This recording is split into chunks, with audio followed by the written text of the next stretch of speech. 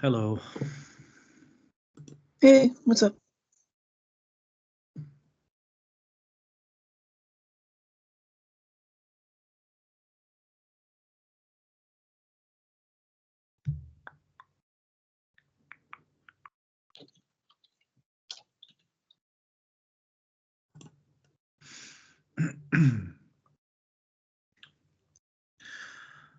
All right.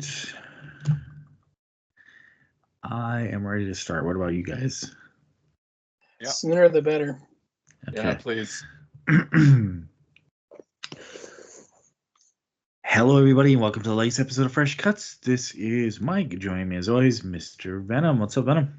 Greetings and salutations, outer space explorers. Yeah, I'm doing pretty well. How the hell you doing, Mike? I am doing pretty good.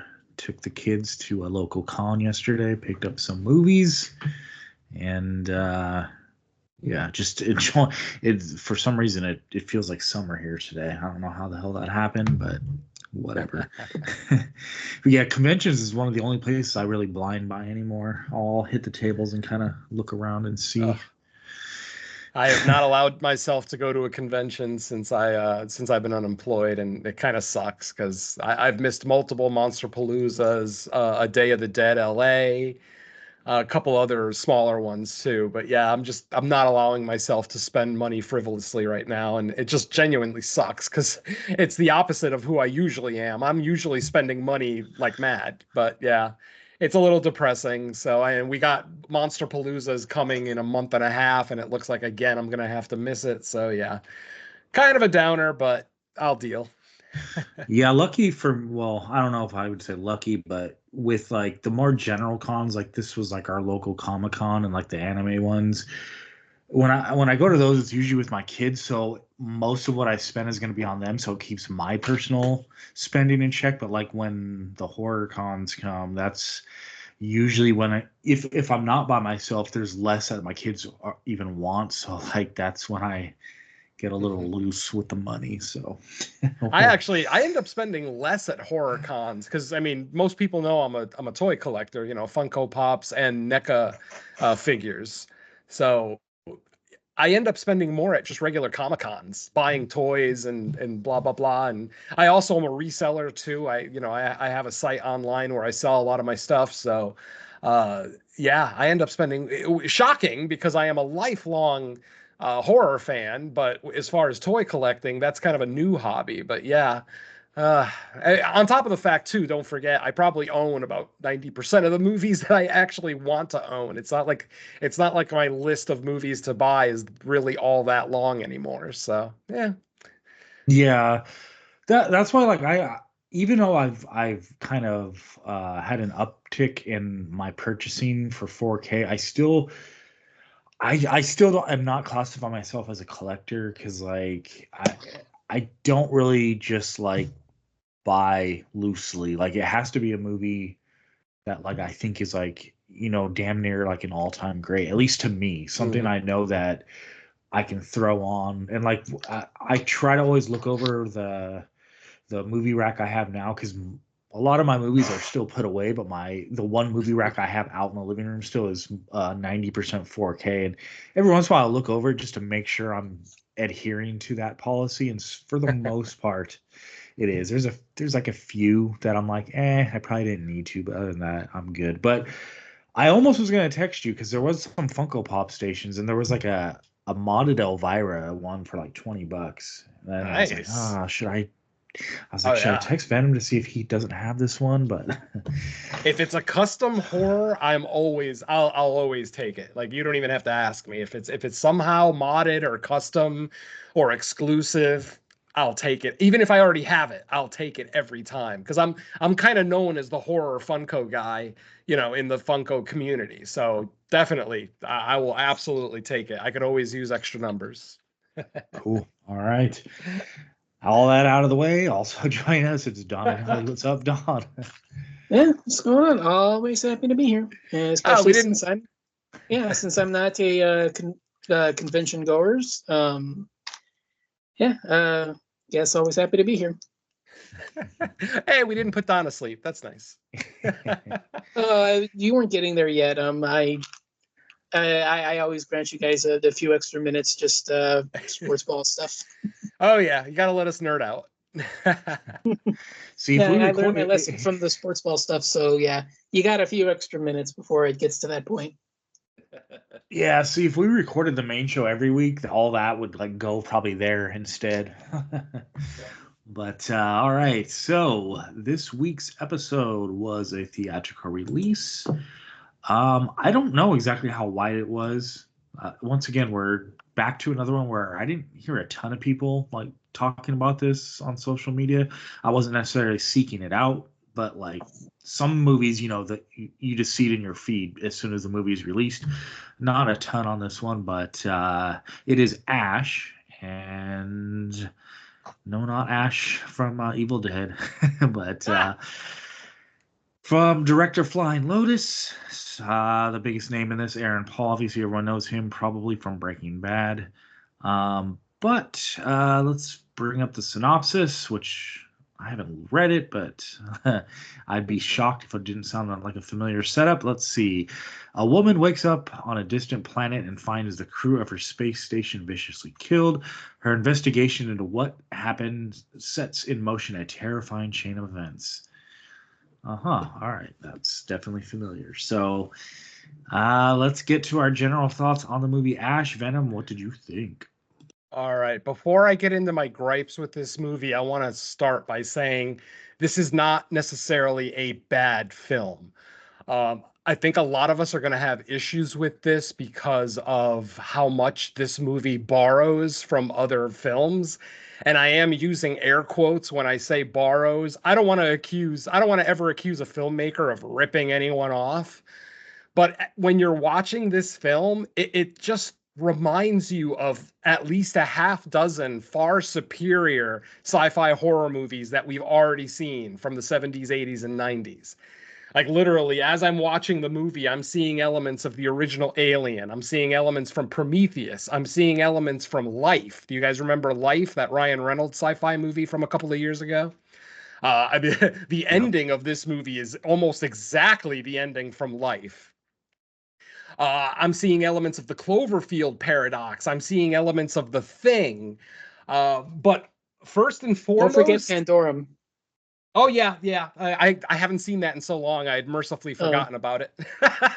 Oh no, that for me that was not to butt in, but that was the overriding one that I kind of took from this. I'll explain more, but that was just one I wanted to bring up. Well, as far as me, the overriding thing that I see, and I would be interested to find out if Mike sees it as well, is Dead Space, the video game Dead Space. It seems like Flying Lotus just played Dead Space one day and decided, I'm going to make a movie about this. And it's going to be far, far inferior to anything that we've ever gotten from a Dead Space game. Hell, even Dead Space 3, the one that's like the most critically maligned, is head and shoulders better than anything that we get in this film. But yeah, like I said, the homages, the story elements that are borrowed from other far superior sci-fi films, it just makes this a very been there, done that movie. I will say that if you're a younger horror viewer, I would say probably under the age of 30, and you're not quite as averse with 70s, 80s, and 90s horror as people like me, Mike, and Don might be, then I would say, yeah, you're probably going to get a lot out of this. Like I think horror fans who don't have the sci-fi horror pedigree that some older horror viewers have are probably going to get into this movie. It's for the most part fairly well. I was going to say fairly well shot, but I actually do have some issues with the cinematography as well. I'll get into that in a little bit. The score isn't bad, but the score is very reminiscent of the original Alien, the score being done by Flying Lotus. So Flying Lotus did the score, and is in the film. He actually does play one of the I'm not even sure. I don't remember if these people are scientists or just explorers or whatever their actual title is, but that also leads me to another issue that I have with this movie that I have with a lot of these types of movies. We're we're on a mission to find a habitable planet because the Earth is running out of oxygen. Very Spaceballs. So the Earth is running out of oxygen, and they're sending out these teams to find different planets that potentially could be livable. But it's like the biggest issue I have is that these are all like people in their 20s. They're all hot. It's like, are you kidding me? I am so sick of this trope. We saw it with Alien Covenant.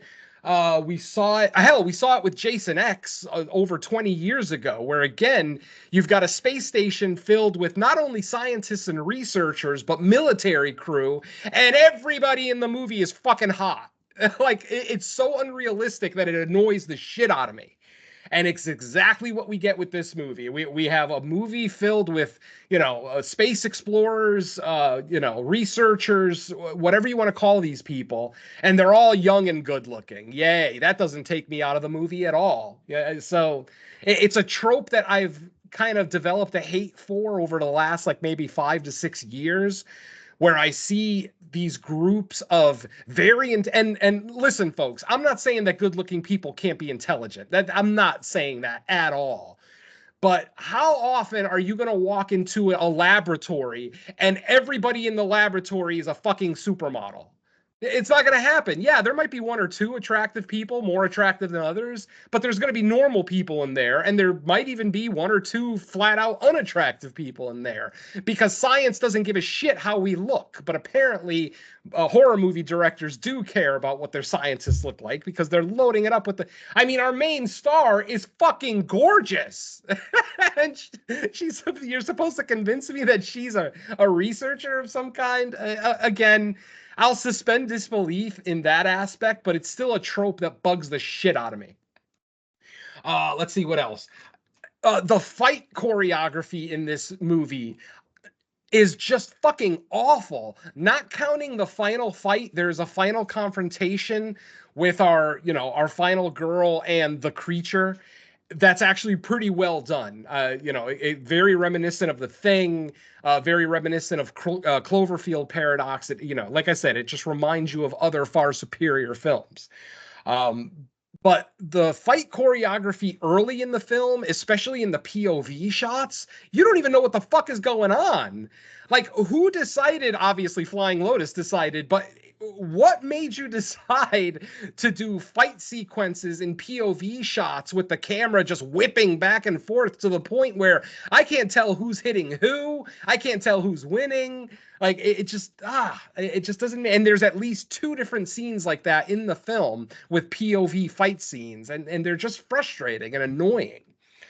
Set design is another thing I had an issue with. The set design in this space station, there are times when it's passable, but then there's other times where I'm literally in the theater laughing on the inside at how bad some of these Fisher-Price space sets look. It just, I couldn't get over it. And we're less than a year removed from Alien Romulus, a movie that shows you exactly what set design for a sci-fi horror movie should be. Dark, gritty, I can't even think of words that I want to attach to this, but yeah, just there are multiple scenes in this movie where I'm looking at the set design and I'm like, this looks fucking awful. Like, who decided this looked good? Flat gray apparently is all you need for sci-fi sets in some cases. What else did I have issues with? So set design. The effects, some of the effects in this movie, I will admit that some of the effects during the final confrontation are pretty cool looking, but this movie does kind of lean on its CGI effects. There are some practical in here, but it's very little, and they're still enhanced with CGI. So, I mean, for all intents and purposes, it's pretty much a CGI film. And some of the CGI just looks so bad, like laughably bad, if you will. Like I said, our basic storyline, like, we haven't seen this before. And I mean, this is the storyline of Dead Space. Literally, Isaac Clarke, the main character of Dead Space, wakes up in a space station and everybody's dead and he's trying to figure out what happened. And when you finally get to the end of Dead Space, it's the same ending as this movie. I couldn't get over it. Another issue I had with this movie is its predictable ending.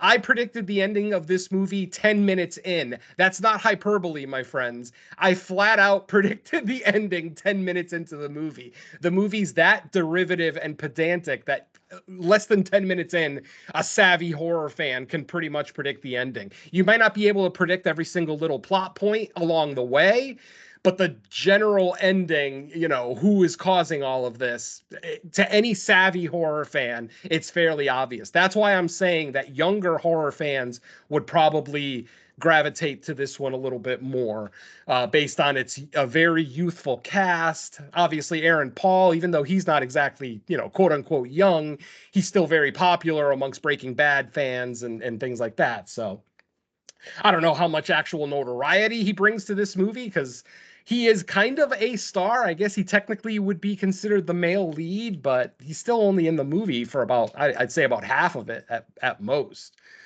So yeah, just overall, I'm just going to say that this movie isn't objectively bad. It looks okay in certain scenes. The score is cool. The performances, for the most part, aren't incredibly terrible. They're not like indie horror, bad acting performances by any stretch of the imagination.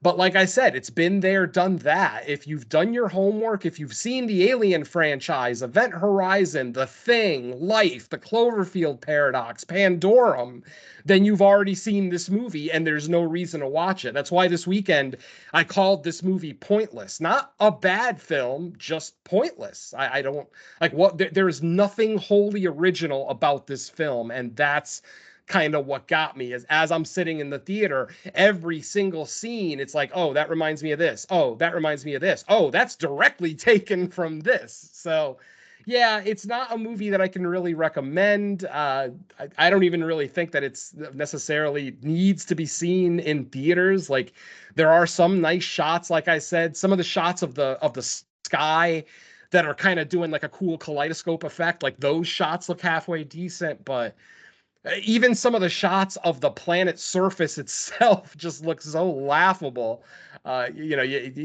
It took all of my ability to not laugh out loud in the theater at some of these scenes. So yeah, I'm just going to say overall, this is average at best. But if you're an older horror fan, like my 54-year-old ass, this is just a bunch of been there, done that. It doesn't add anything to the genre. It doesn't, create a new horror icon. I don't think this is really going to do much for Flying Lotus. I actually prefer Flying Lotus's more crazy over the top shit like Kuzo and the segment that he did for VHS. I forget which VHS movie it was, but his segment, again, I remember it really enjoying it. So he has prowess as a writer-director.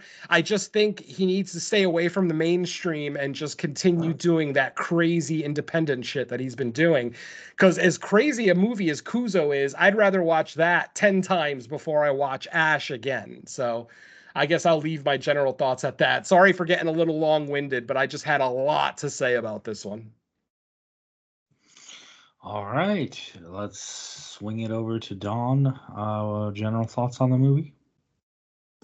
I'm gonna be pretty much right there with Venom for the second week in a row. As I alluded to earlier, this one's pretty, really repetitive and predictable. I mean, you can count the tropes on more digits than you can probably have in the movie theater that this thing trots out. I mean, Alien, Pandorum, The Thing. I'll have to take your word on Dead Space because I'm not a gamer, but yeah, just there's so much about this that just it rings so many bells, and it never really once does anything remotely original. Like, I don't want to give too much away, but what ends up being the twist is, like Venom said, so patently predictable and obvious that it would be a bigger twist to not go that route and actually do something completely different and pick somebody else that was the responsible party. And I mean, just try to do something different, and that's kind of the main problem here is that there's nothing in here that's actually different or unique or original. And I mean, you can't say it looks good because okay, yeah, the cinematic loss that it has is okay at best, and the special effects look cheap and chintzy, and you've got a cast of people that are far more supermodels than anything else. And I don't know about you, Venom, but I think the biggest name in the cast is Iko Uwais. I mean, I don't know if people are be able to pronounce his name, but the guy from the Raid, he's the Asian. Mm-hmm. Yeah, I mean, I think he's a bigger star than Aaron Paul, but I mean, that's just me. But around the world, I would probably agree with you. I mean, if we're talking about the yeah, entire planet, then yeah, I would say he's more popular than Paul. right. But yeah, I mean, the entire thing is, so patently obvious and predictable from the start that it just kind of drains the energy and it drains the momentum and it drains your enthusiasm for watching it. Just the more it goes on, and it's like, yeah, I call that happening. Yeah, I can see where it was going. Playing the movie along in your head before the film does. It just really drains your enthusiasm. And I want to say this thing was supposed, could have been better, but it's just so obvious and predictable that I can't say much else about it than Venom already did. I mean, just trying to think of something else to say to it. You really can't, because that's the only thing that comes to mind. It's so repetitive and predictable that I'm not sure what else I can actually say about it. So, I mean, the central idea has something about it, trapped in space, far from home, not able to, just, beam down, in an hour and get help. There's something to be said about the environment and where you're in. And, the first half of this is a decent enough idea that you could have done something with it, and maybe take the predictable setup and gone in a different route and done, maybe, done something similar to Kuzo, where you could have gone, over the top and bonkers and, made something from that. But yeah, there's just so little here that kind of just grabs you and grabs, who you are as a viewer is probably going to be the main thing I can say about it. Because if you're interested in this and you don't have 20, 30 years of filmmaking, before you, that you can say, yeah, this is derivative of this is derivative of that, it's derivative of this one over here. Oh, wait, yeah, I think I saw this one in, such and such.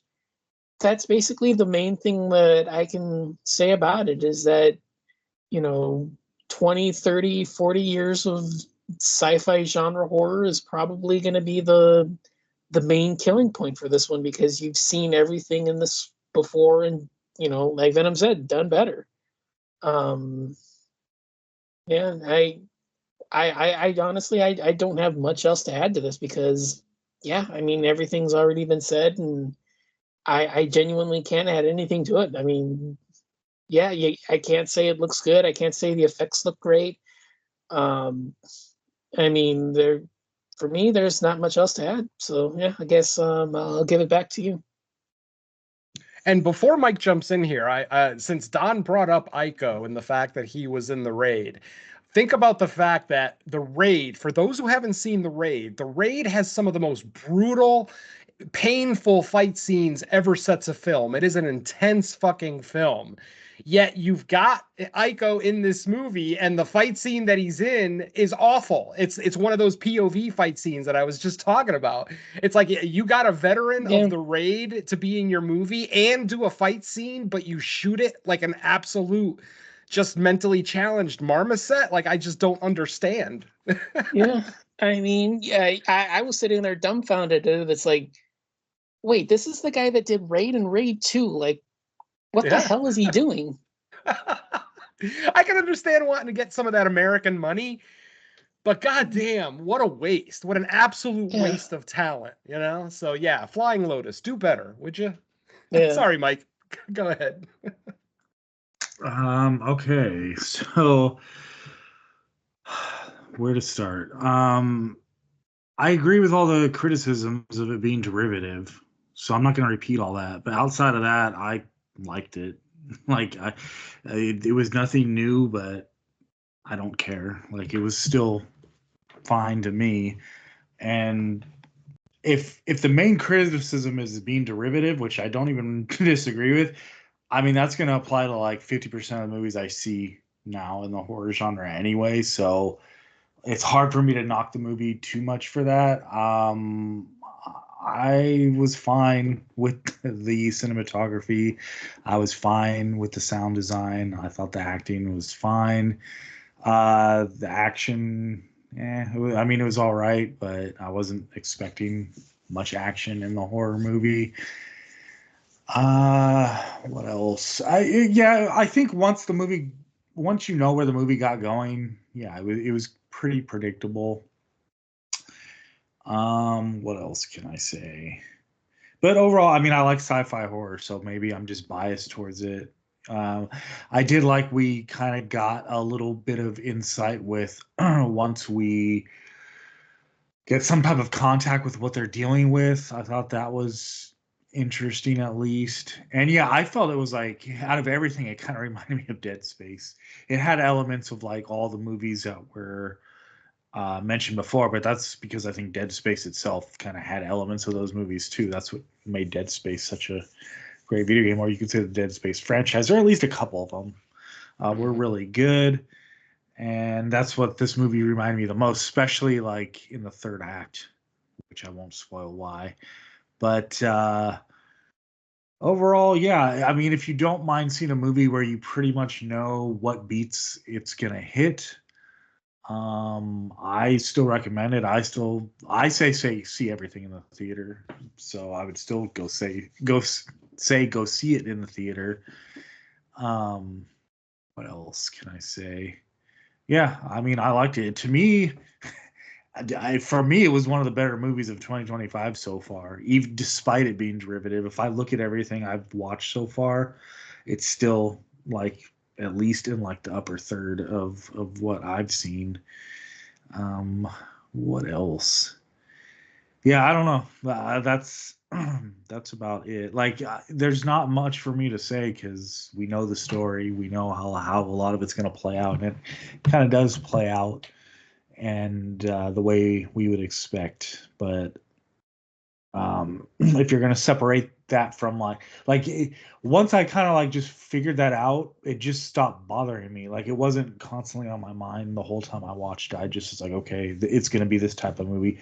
But I have to do that like every time I see a Blumhouse movie too. Like it's going to be this type of movie, and it's going to do everything I expect it to. It's going to hit every beat I expect to, and the ending's going to be exactly what I thought. So like this isn't a very uncommon experience for me to see movies that don't really offer many surprises, and I have to just hope that the movie can succeed on its own merit. And for me with this one, like if I'm comparing to like other movies that are just as derivative, I still think this is better than a lot of those, but I also can't really argue with any of the criticisms that are levied against it. So I guess it's going to be up to everybody's personal preference. How much does the derivative nature of the story bother you? And for some people, it's going to bother them more.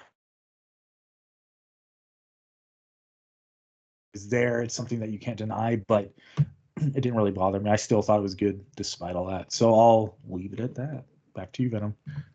I'm wondering if Mike actually listened to the things Don and I said. Listen, yes, our biggest complaint is how, much it borrows from other films, but I think Don and I both talked a lot about stuff besides that. I talked about the attractive scientists. I talked about the terrible set design. I talked about some of the bad CGI effects, the unoriginal writing, performances that were okay at best. Like I never ever bought Raya's character. Like at no point did I really buy into her, being this person, this explorer, scientist, whatever the hell she is. It just, yeah, the derivative. I agree with Mike. When you've been watching horror movies as long as we have, every movie is going to remind us of something, you know?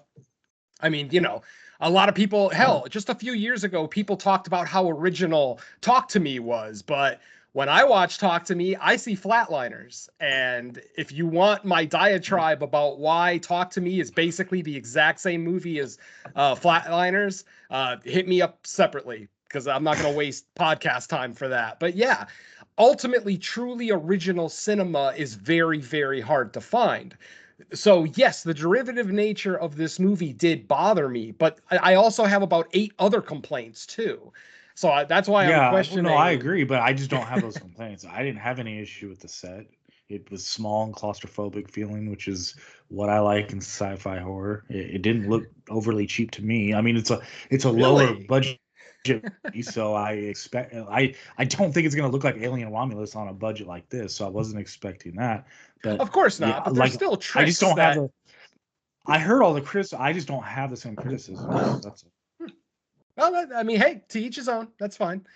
Like I said, I can't watch this movie and enjoy any of it because it's constantly taking me out of it. Because mind you, I'm not talking about similarities to previous movies. I'm talking about actual plot points that were pulled from these movies. I mean, the story of Life is basically the story of this movie. The story of Dead Space is basically the story of this movie. I'm not talking about little minor similarities. I'm talking about actual plot points that are way too similar to say that it's accidental. Like, if you're going to tell me that Flying Lotus has never played a Dead Space game, I'm going to call you a liar after watching this movie. It just doesn't no. make I sense think to I me. think Flying Lotus in an interview actually specifically said like he was inspired by Dead Space. So yeah, I don't think he was Well, trying to hide it. I think it probably showed on the sleeve on purpose. but that's the thing, is that's going to bother a lot of older audiences, people that have been watching movies for a long time. I mean, why do I want to spend $22.50 to go to a fucking movie that I've already seen done better a half dozen times over the last 30, 40 years? Like, that doesn't make sense to me. Like, you got to give me something original. You got to give me something wholly different. I mean, we talked about it before in the past, where movies are just, versions of previous movies that we've seen. And I've talked about it, how it takes me out of it. I talked about Night House. Everybody fucking universally praised Night House. And I talked about how, as soon as I realized it was basically Final Destination, I lost interest in the movie. Very few people agreed with me, and that's fine. Like I said, all opinions are valid. But like I said, I'm a 54-year-old man. I've been watching horror movies for 45 fucking years. And if I see a movie like this that's constantly taking me out of the story, like when I was watching Event Horizon or the Cloverfield Paradox, or even Alien Romulus, at no point was I watching Alien Romulus and it took me out of the movie because something reminded me of another movie. No, we're talking about specific plot points, actual Whoa. story elements that are too damn similar that take me out of it. And again, your opinion is valid. If it didn't bother you, rock on. I'm actually jealous that you actually enjoyed the movie, because I wanted to. And don't forget, we were just talking on the last episode how this movie got 100% Rotten Tomatoes rating for its theatrical run. And I understand how it got that, because, don't forget, 100% doesn't mean that they're saying it's a perfect movie. It just means that 100% of the reviews were positive, were more positive than negative. Yeah, I don't know if it's still at that. That was a what? Oh, Last definitely week? not. Yeah, that was just for its run. It's what do you call it? Its festival run. By now, I mean, it's sitting on a 5.8 on IMDb, so I can't imagine it's still 100% on Rotten Tomatoes. I'm not gonna, I don't care enough to bother looking, so I'm not going to. But yeah, just I really wanted to like this movie because of all the hype going into it. And by the way, Mike, I fucking love sci-fi horror. I adore sci-fi horror, and maybe that's why I'm being so critical of this one, because I've been living with sci-fi horror since 1979. And to watch a movie like this that has nothing original whatsoever. I mean, the best part of this whole movie is the score, in my opinion. I don't think the cinematography is all that great. I don't think the effects are great. I don't think the acting is great. Like, nothing about this movie is great except the score, and I will give him his credit. I agree with that. I'm not classifying anything about this movie great either. It's probably like a 6.5 caliber movie to me. Whereas like the movies that have, well, not all of them, but like something like yeah, I don't want it to be like misinterpreted. This movie is nowhere close to like, you know, an Alien or The Thing. Obviously not. Those movies are like all-time greats. I guess I'm just putting it in the context of like, to me, it's like, you know, middle of the road, slightly high, like the higher end of middle of the road, maybe. That's about it. So obviously, I'm not saying this is like a great movie or anything. I thought it was like a decent movie. I guess what I'm saying is like I've enjoyed it more than you guys, but like all the criticisms I do find valid as far as the derivativeness, but the other stuff I don't necessarily agree. I wasn't blown away by any of that stuff. Like the set design didn't blow me away. I wasn't like, oh my god, this looks great. It just wasn't as much of a negative, I guess. To me, it was just kind of like, okay. But yeah, it's a middle of the road movie. So maybe. Oh, by far. Maybe when we use like different terms, like by saying middle of the road, then we're all kind of okay. Yeah, we're in agreement there, as opposed to like the way I was explaining it before, because by no means is this like something that like, you know, by the end of the year I'm going to be like, oh, I got to get that on, unless we just have the most terrible year ahead of us. But like I don't expect this to be anywhere close to like a lister or even honorable mention. Fingers crossed on that one. So obviously, yeah. I mean, what can we say? What else can be said about this one? Or, you know, obviously we're not ever totally going to agree on it. You know, Don and I saw what we saw. Mike accepted some of the things that he saw. Like I said, the fight choreography. Mike, being a combat sports fan, I don't understand how he watched those POV fights and didn't think they were terrible. Like I didn't. There were two of them. I can't imagine being a martial arts fan and liking those scenes. That's what I mean. It was so hard. The constant jump cutting and the POV shot. And the funny thing is that the POV shot is of the person who's getting attacked more. So basically, we're just seeing them getting thrown to the floor. The camera whipping back and forth as they're hit, attacked. It's like I just didn't feel like that was skillful in any way. And again, like I said, we've got a veteran of the Raid movies in here, and that's how you decide to edit the fight sequence. Like that, what a waste. Like, why even have him in the movie? It doesn't even make sense to me. Like Don said, why is he even here other than to get some American money, I guess? But like I said, yeah, just ultimately, I guess the shortcomings of the film bothered Don and I more than it bothered Mike. And again, there's nothing wrong with that at all. I mean, like I said, younger horror audiences are going to love this movie. I'm convinced that like a 24-year-old horror viewer who doesn't have the pedigree of, you know, of knowing all of the Alien movies and knowing, you know, things like all the movies that we talked about, Cloverfield Paradox, blah, blah, blah, blah, blah, The Thing, they're going to watch this movie and love it because it's wholly original to them, and they probably didn't even see the ending coming. When I review these movies, I'm reviewing them as the old man that I am, the man who's been watching horror for 45 fucking years. That's why I'm going to praise things like Longlegs or The Sadness, something that just changes the way I look at cinema. Ash, to me, after today, I may never think about this movie ever again. Like it might as well not even exist for me, and that's upsetting. This is a theatrical release movie. I'm not sure what the box office is looking like yet. I mean, obviously, Snow White came out this week, and even with all the controversy that movie's getting, it's still going to be. It's always going to open at number one. Disney movies pretty much always are going to open high. So, I'm looking at it up right now because I was trying to figure out who the fight choreography is. It made about 715,000. Oh wow, less than $1 million. Yikes. Mm-hmm. Yeah, so, I'm looking at it right now. 716,777. Oh, yeah. So, well, I mean, that might allude more to like Mike's original point about not knowing how wide this release is, because I couldn't see this in the morning. I usually go to see movies in the morning, but this was one of those movies that only had evening screenings. And that usually means that it's not on as many screens nationwide. So, yeah, that would be a valid concern. But again, I mean, since this movie isn't wholly original in any way, shape, or form, I could see why the studios didn't want to make it a wide release, because it's just going to set it up for ridicule. Well, it's also doing the Shutter thing where it's going to be coming there soon. Exactly. Yep. So it'll get a 2-week theatrical run and probably be on Shutter sometime in April. Blah blah blah. So yeah, what are I you already gonna know do? the Shutter films. It's not there. Oh, okay. I think it will be probably within a couple months, though.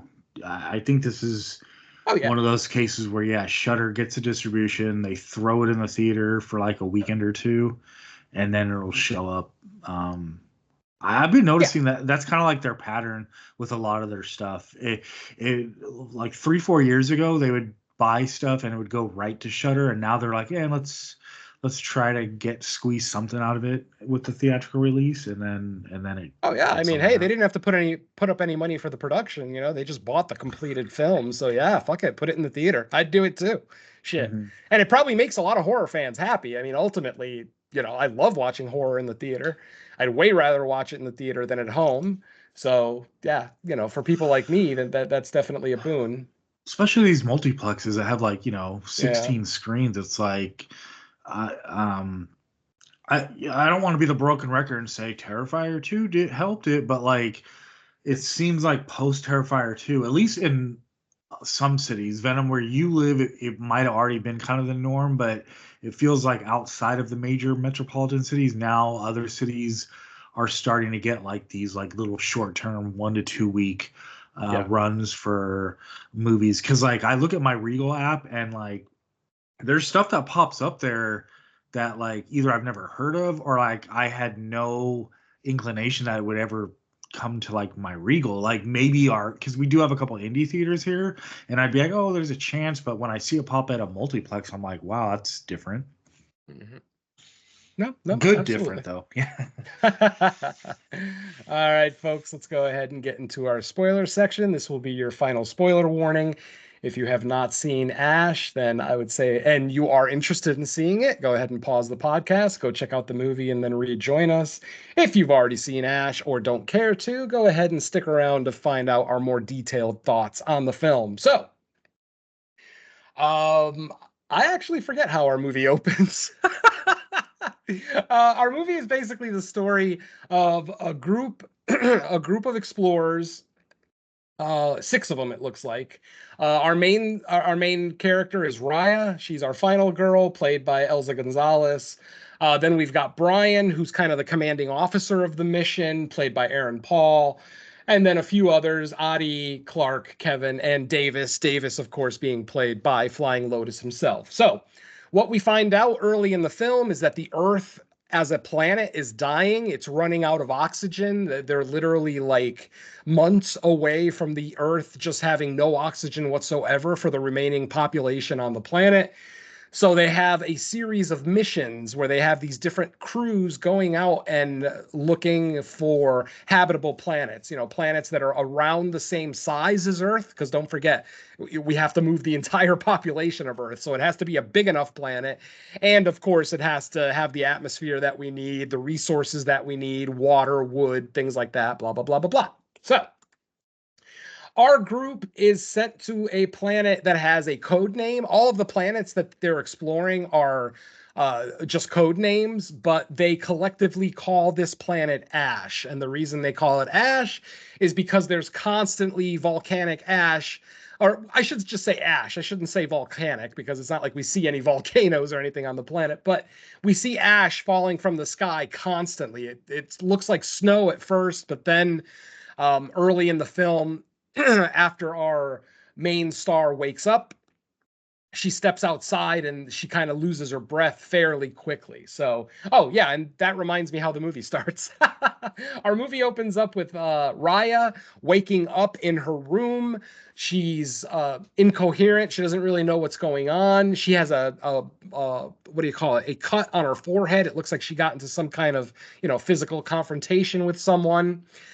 And then she gets up and she starts walking around the ship. The ship is, or not the ship, the station that they're on. They're not actually in space. They're on the planet. The station that she's in, she's looking around. She can't find anybody. Eventually, she finds Adi's dead body with a knife in his chest, one of the crew members.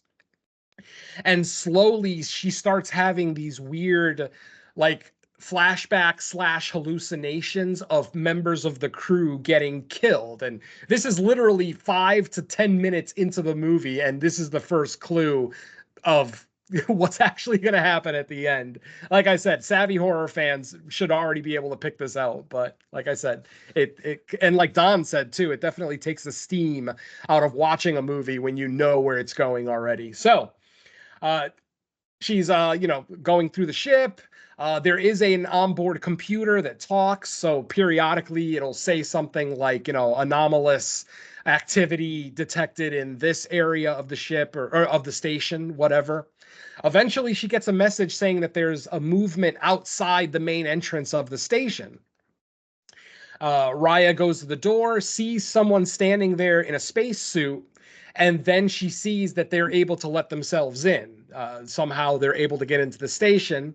As soon as the person, obviously in a spacesuit, full-on spacesuit, as soon as that person walks into the station, Raya attacks them, literally starts punching at their helmet, breaking the front faceplate of the helmet. But then instantly we see that it's a human in there and that it's Aaron Paul as Brian. And he basically says, Raya, well, what is wrong with you? Why did you attack me? Blah, blah, blah.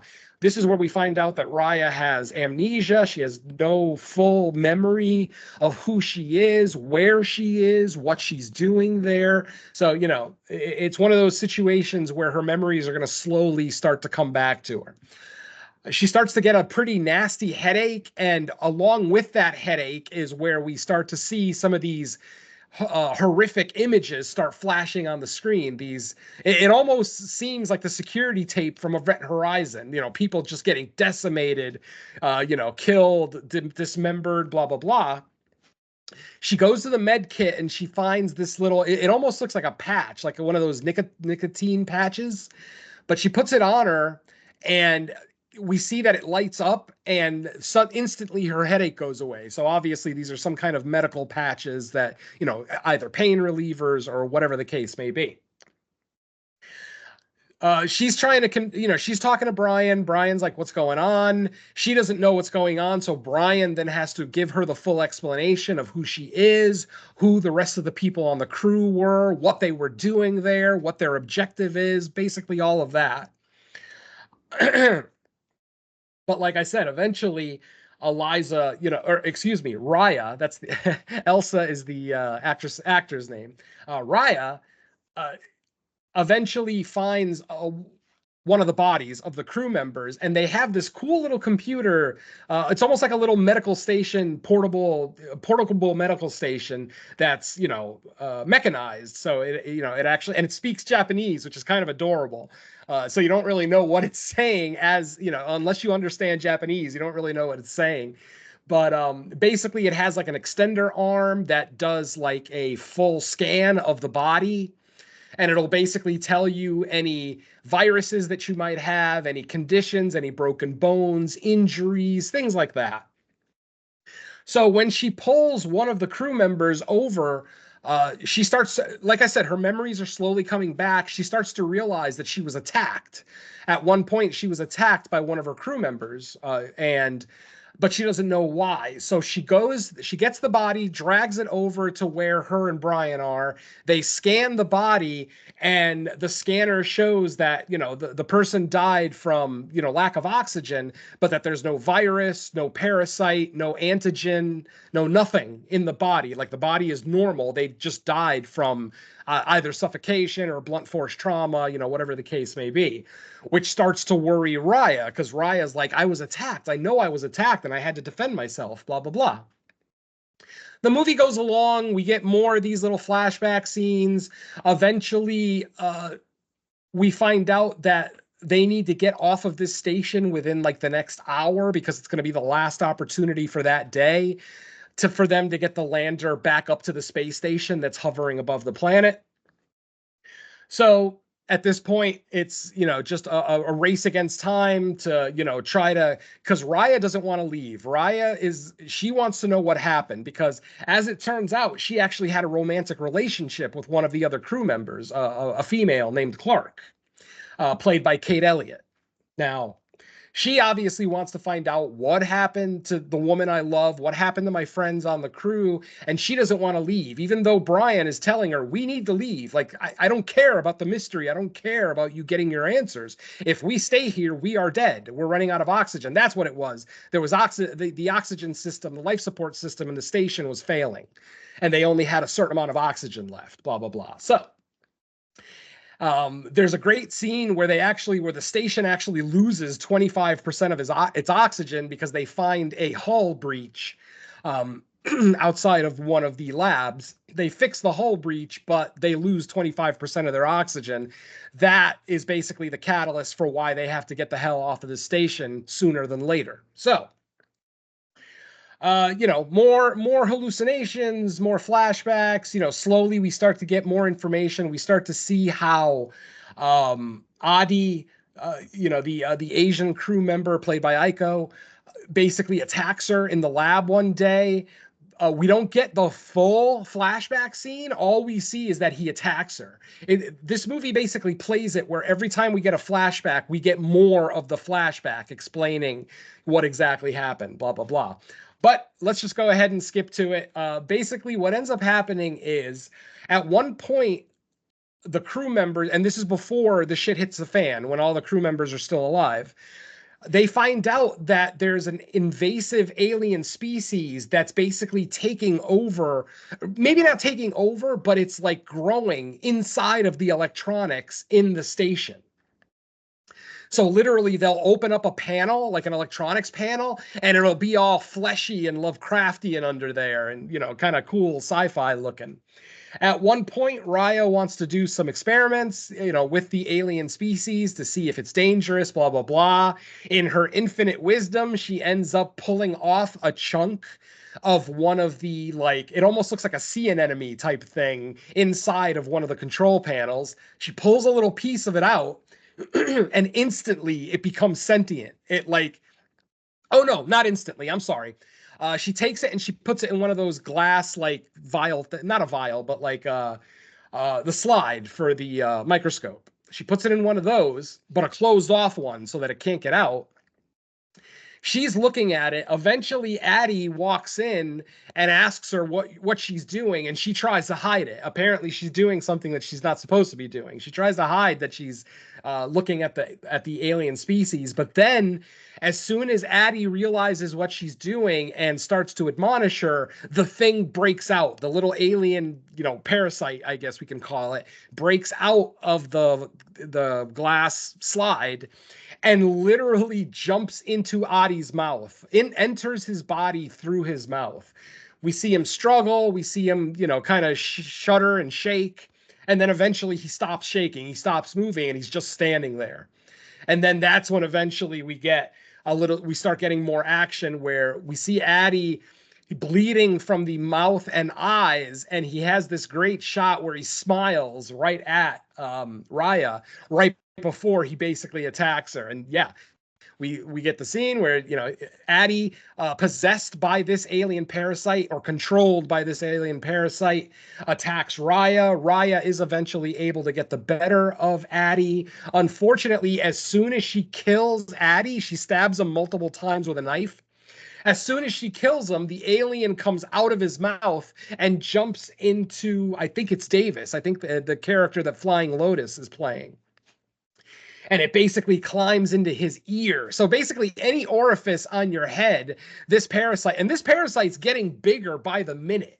Like this thing is probably close to softball size when it climbs into Davis's ear. So yeah, it's pretty intense. So obviously the trend is every time this parasite jumps into somebody's body, it takes full control of them to the point where, you know, they don't really have any control. They can still speak, like they have some of their mental faculties left, but for the most part, they're a slave to the parasite.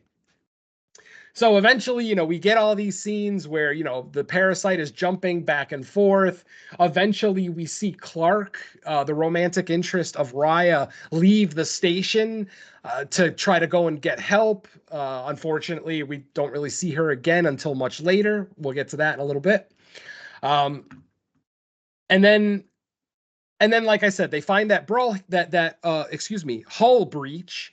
They fix the hull breach. I mean, did you not notice that there was fucking aluminum foil in some of those areas there where they were fixing the hull, the hull breach? It's like, oh my God, the set design just really, really took me out of it. God damn. Anyway, let's see, where are we here?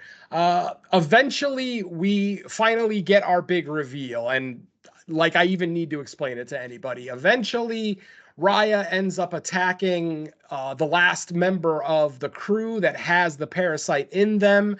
Of course, you know, she ends up killing that person, and then the parasite comes out, and I actually did kind of like this. The parasite decides to enter Raya through the wound that she has on her forehead, not through an open orifice, like a natural orifice, literally the wound on her forehead. And it looks painful as shit when this thing goes in there. Because like I said, it's even bigger now. It's even bigger than it was when it entered Davis. We also, Mike kind of alluded to a cool scene where Raya is actually able to speak to the parasite. Apparently, the parasite wasn't really speaking to any of the other people that they possessed. But after going into Raya, it basically says, you know, you have the honor of being chosen, of being allowed to join our hive mind, blah, blah, blah. While that's happening, we get yet another flashback where we see that the crew, while exploring the surface of the planet, found a terraforming system, something very similar to what we see in Total Recall. You know, remember Quado? Activate the reactor. Something very similar. Oh, that's another movie I didn't think about that this movie borrows from, Total Recall. Like I said, we see these... they almost look like wells or missile silos that go underground, but they're basically machinery to terraform the planet, to create an atmosphere, to create breathable air. So our crew is like, wait a minute, someone's already discovered this planet because they're already terraforming it. What happened? You know, because they haven't found anyone yet. They haven't found any living creatures on this planet. So eventually, once Raya starts speaking to the parasite inside of her, you know, it talks about how she's been chosen, and it also talks about how their species has been on this planet for years, and that they are the ones who are trying to terraform it, and that they'll be damned if anybody else is going to come here and just take their work and, you know, kind of take over what they started. Hence why the parasite is going around, you know, killing all of these people or forcing possessed people to kill their crew members, blah, blah, blah. So like I said, we finally get the reveal that Raya actually is currently possessed, or, you know, has the parasite inside of her.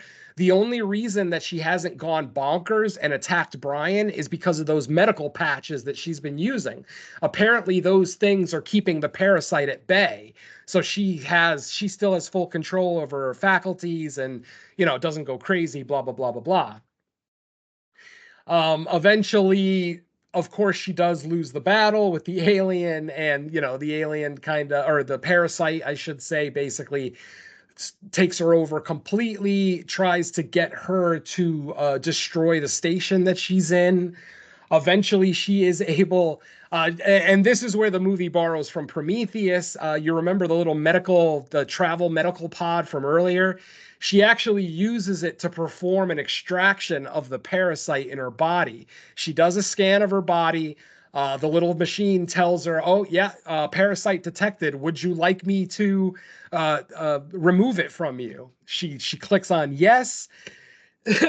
And then we get what looks like an incredibly painful surgery scene where this little tool is jamming like metal parts, like a good 4, 5, 6 inches into her temple. I'm thinking, how are you not hitting brain? Obviously, it's an advanced, machine, so it's probably made to not kill its victim.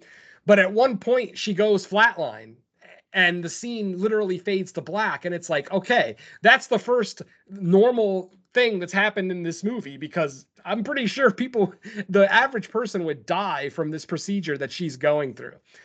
Very much like the self-abortion in Prometheus, like I was talking about. So eventually she is able to get the parasite out of her body. But this is what bothers me too.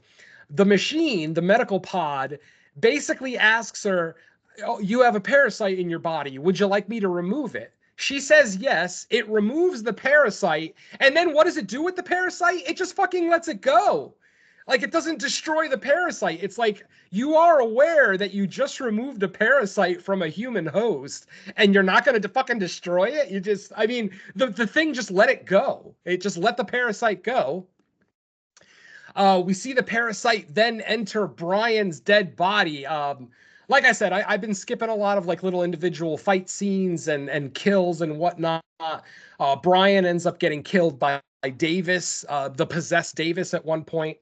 But like I said, this is where we learn that the parasite doesn't have to have a living host. It could actually be in a dead host and it still reanimates it. So Brian, who is very obviously dead because half his face is beaten off, like literally just he got his head smashed in by Davis. But as soon as the parasite re-enters him, Brian gets back up, and then we get our final fight sequence where this is probably the best scene in the whole movie. Like, I actually did enjoy this scene because it's very reminiscent of like stuff that we've seen in The Thing and maybe even some of the VHS movies, where it's this great fight sequence between our final girl, this alien who's constantly like, this is where the movie becomes body horror, because Brian is constantly morphing. He sheds off his face, like his face splits in two, revealing just like the bloody skull underneath. His arms are mutating. Like, as the fight is going along, Brian, the alien Brian, is basically constantly morphing and going through more metamorphosis, blah blah blah blah blah. Eventually, she is able to. Okay, and I think I'm going to need some help from my co-host. I don't remember how she finishes Brian. I don't at all. What the hell did she do? Fuck, I can't think of it for the life of me. What the hell did she do to kill Brian, or to finish that fight? Was it fire? Did she set him on fire? Maybe she set him on fire. I'm thinking she set him on fire. Somebody was set on fire. Somebody was set on she fire. Had a flamethrower. Yeah. Maybe it was him. Brian in final Dead Space form. Exactly. Yeah. Yeah, Brian I believe in his it was necromorph form. Yeah, somebody gets set on fire, but I don't remember definitively if it was him or not. I think don't care enough. Yeah. I'm right there with you. I'm right there with you. Like I said, she has. Oh, and by the way, Mike, who has played Dead Space, did the flamethrower look familiar to you? It's the fucking flamethrower from Dead Space. It's literally the same color and everything. It's yellow. God damn it, Flying Lotus. What the Easter fuck? egg. Easter egg my ass. Laziness is what I'll call it. Anyway. She ends up setting Brian's, alien Brian on fire. We get the scene, we see the parasite kind of die, within Brian's body. She is able to get into an escape pod, and she's able to turn on the autopilot so that it just goes to the space station that's hovering above the planet. as she's approaching the space station, we see this look of like relief on her face, of like, it's finally over. And then the movie fades to black and our credits start rolling. Well, about halfway through the credits, we get a mid-credits scene where we see a close-up of the space station that Raya is traveling to right now, and we see all of the tentacle, Lovecraftian, alien shit that's growing. Literally, it's already taken over that space station. So Raya is literally flying into a trap, which I would imagine will be her doom, or maybe it'll be part of the sequel. I don't know. Let's hope there is no sequel. So yeah, do you remember the ending of Life? How it was the exact same thing. She got in an escape pod. She put the alien life form in an escape pod, hoping that it would go into space and just burn up. But it ended up going down to the planet Earth, dooming the Earth. So in this one, the alien ends up somehow getting to the space station, probably through Brian, because that's where Brian came from. Remember, he was the one who took the lander down to the planet's surface from the space station. So yeah. It probably the original spore, or whatever you want to call it, parasite, probably was on the ship when Brian went to the space station, and then he came back, blah blah blah. So that's it, folks. That is Ash 2025. I didn't really point out every single scene that reminded me of other scenes. I obviously brought up a couple from Prometheus, The Thing, the final confrontation with the Thing, obviously Life. I mean, this movie borrows heavily from Life, but it borrows the most heavily from Dead Space. Like I said, I mean, the story is the exact same with some variations. Obviously, with Dead Space, it's a little bit more of a kind of a universal wide conspiracy with these necromorphs and the icon, the religious icon that they're searching for, blah blah blah blah blah. There's differences to the story, but ultimately they're the same story. Our final survivor wakes up at a space station, doesn't know what's happening, finds that everybody is dead, eventually finds out that there's an invasive alien species on the planet, and then finally we get the reveal at the end of the game that Isaac is the one who actually killed his wife. So it's so similar that it's almost a ripoff. I'm not going to call it that because, like I said, I've never made a movie. I've never written or directed a movie, so it would be a little overzealous of me to say that somebody ripped off another movie. But obviously there are homages, there are kind of winks and nods to other movies, other far superior movies that, like I said, for me and obviously for Don, it took us out of the movie. It affected our enjoyment of it. Obviously, Mike was a little bit more forgiving of it, and I'm glad. I'm glad that at least one of us had a good time at the movies this weekend, because I sure as hell did not. And that's all I got for Ash. So back to you, Mike. All right. Now that we're back on Earth, safe from Ash, let's find out where else we can be heard. Venom, do you got anything new? It's not out yet as we speak, but I would imagine by the time you hear this episode, it will be available. That is, of course, No More Room in Hell presents Creature Comforts, episode 36. On that episode, our friend Mike joined us, so we got the whole family together, the whole No More Room in Hell family, for us to discuss the original Fly from 1958, starring Al Hedison and Vincent Price, which of course works in conjunction with the latest episode of the main show, where we look at some creature feature remakes. I'll let Mike talk about that one a little bit. So like I said, episode 36, Creature Comforts, should be out as you hear this episode or shortly after.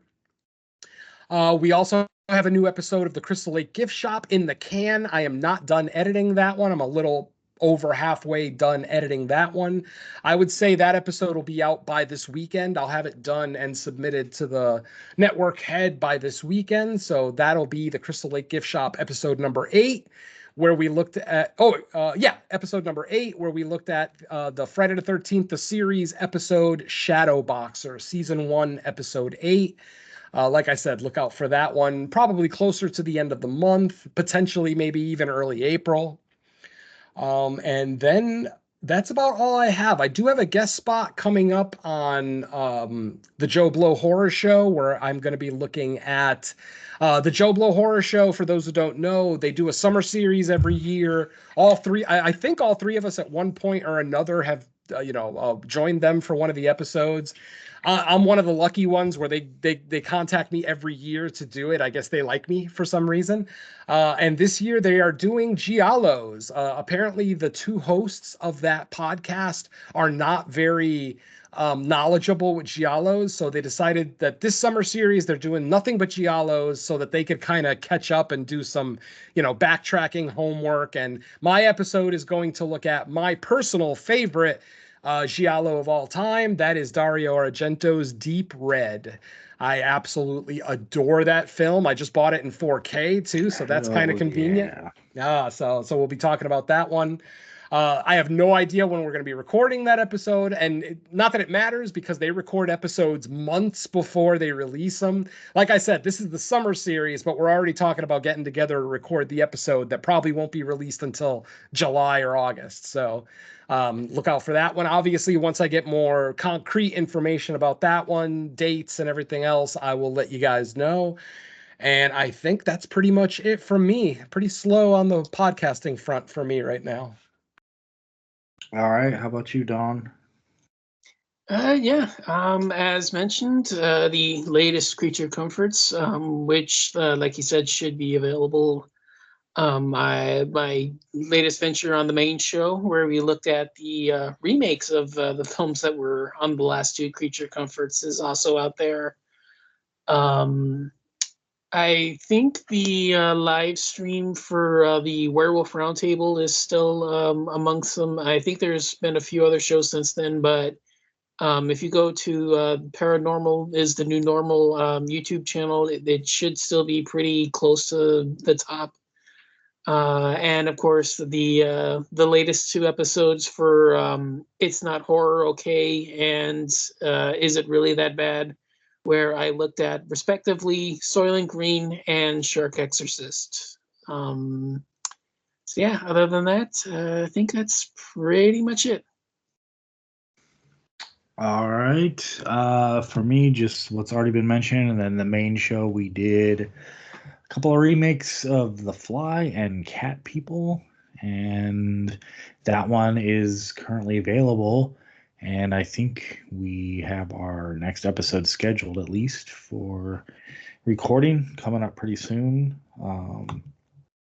So, and that's Derek's picks.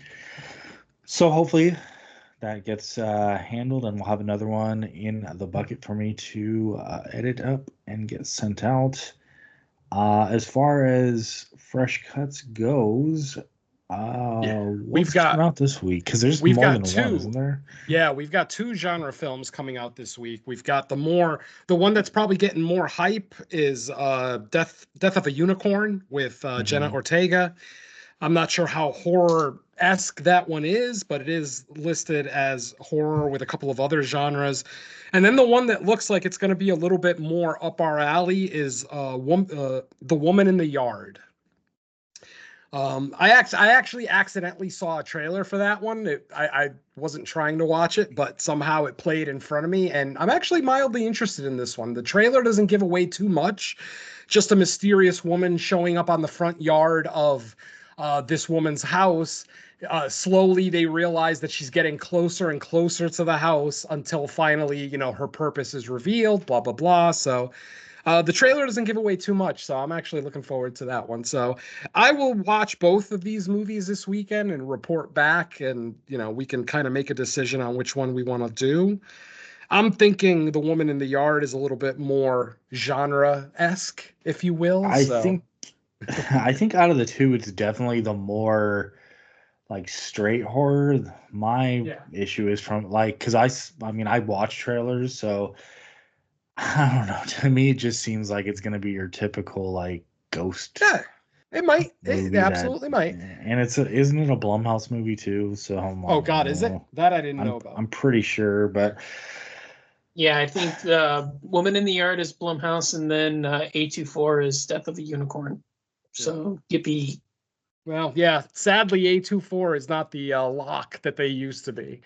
Obviously, when a studio gets bigger and starts putting out more films, they can't all be A+ masterpieces. So, yeah, A24 is definitely doing more output, and maybe not as universally critically praised as like the first couple of years they were putting stuff out. So I'm like I said, I'm still gonna watch both. I obviously I don't have a whole lot going on my weekends, and I still do have the AMC A list, so I'll go ahead and watch both of these movies, and I'll report back to my co-hosts, and we'll make a decision on which one will be the episode. So it'll be one of those, though, definitely. Yeah, Just tell me what movie we're watching and when to show up, and I'll be there.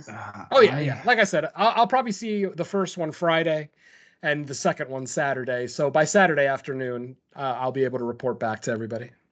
Yeah, Sounds good. I have, other than like recording the main show on Sunday, like I guess late afternoon is when we usually do it. I have a pretty free weekend, so if I can make the show times match up to where I can like see them back to back, I'll probably do that too. Just because like, regardless of which one we cover on the show, I still like to see them both in the theater if possible. So whatever one you end up seeing before the weekend, let us know, and then I'll prioritize, I guess, if it's like something you feel like should be covered. We'll worry about all that discussion, but Yeah, I'll be seeing. I literally just bought my ticket for Woman in the Yard, so I'll be watching that one on Friday. I'll check out Death of the Unicorn. What do you call it, on Saturday? Sounds good. All right, so we have tentative plans for the next episode. Plenty of options. Oh, and the other one, actually, it's not coming out in the theater, which kind of not so much surprised me that it didn't get a big theatrical run, but I thought it was going to get something before it hit streaming. And it was actually one of my more anticipated movies of this year. It's dropping on Netflix on Thursday. It's Dead Talent Society. It played some festivals last year. I believe it might be either Japanese or Korean. It's definitely Asian horror, and it's I've heard, I don't even want to tell you what it's been compared to because Venom, I know you avoid spoilers and stuff and trailers, so I don't even want to speak on it, but it's definitely got my attention. I'm hoping the fact that it went straight to Netflix is just like one of those weird coincidences with distribution. It's not like a sign that maybe it's not in the tier that I think it possibly could be, but we'll see. But that's something for us to even watch as well, whether we cover it or not. So that drops Thursday. So I guess if all else fails and both the movies in the theaters are just bland and we don't feel like talking about them, we have a third option too. So yeah, or we can save it for like if because I think we're going to be in the theater for like at least the next couple of weeks, because April 5th, the first week of April, I know that summer camp one, the name escapes me, but like it looks like you're almost like a Friday the 13th type setup. That opens the first week of April, and I think there's even something the second week of April, but I don't know. Let's just play it safe. We have lots of options. So. Oh yeah. All right, cool. Well, thanks everyone for listening. We will catch you in a week's time with the next episode. Let's say bye, listeners. Later. I don't even know what to say. I try to have a silly little retort here at the end, but I'm so disgusted with the derivative nature of this movie that all I can say is be original. Peace.